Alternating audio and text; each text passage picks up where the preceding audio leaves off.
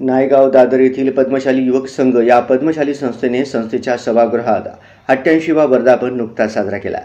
श्री मार्कंडेय महामुनी यांच्या प्रतिमेला पुष्पहार अर्पण केल्यानंतर संस्थेच्या पदाधिकाऱ्यांच्या हस्ते दीप प्रज्वलन केले।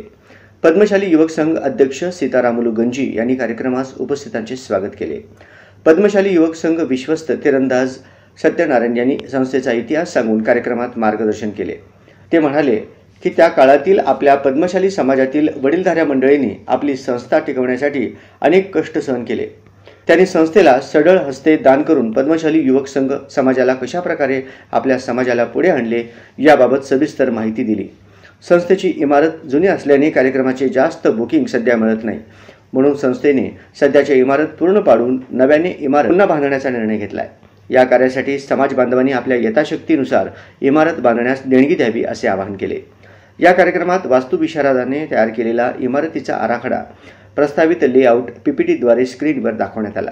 माजी नगरसेवक सुनील मोरे आणि श्रीमती उर्मिला पांचाळ यांची कार्यक्रमाला उपस्थिती होती। सुनील मोरे यांनी सांगितले की पद्मशाली लोक कसे आहात याचा मला खूप चांगला अनुभव आहे। या संस्थेच्या प्रत्येक कार्यक्रमाला मी आवर्जून उपस्थित राहतो। ते जे कार्यक्रम आयोजित करतात तो प्रत्येक कार्यक्रम खूप चांगल्या प्रकारे करतात। या प्रसंगी उर्मिला पांचाळ म्हणाल्या की मला पद्मशाली युवक संघ आणि स्थानिक तेलुगू लोकांबद्दल खूप कौतुक आहे।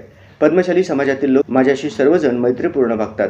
ते मला संस्थेने आयोजित केलेल्या प्रत्येक कार्यक्रमात पदाधिकारी मला आवर्जून आमंत्रित करतात। मी पद्मशाली लोकांचा आभारी आहे। यावेळी श्री वेमुला प्रवीण यांच्या रागस म्युझिकल ऑर्केस्ट्रा हा संगीताचा कार्यक्रम सादर करण्यात आला। त्यांच्या गायकांनी भक्ती आणि जुनी नवी तेलुगू हिंदी गीत गायले, याचा प्रेक्षकांनी आनंद घेतला। व्यासपीठावर मुलींनी रेकॉर्डिंगवर आणि गायकांनी गायलेल्या गाण्यावर महिलांनी नृत्य केले। या प्रसंगी पद्मशाली बांधव उपस्थित होते।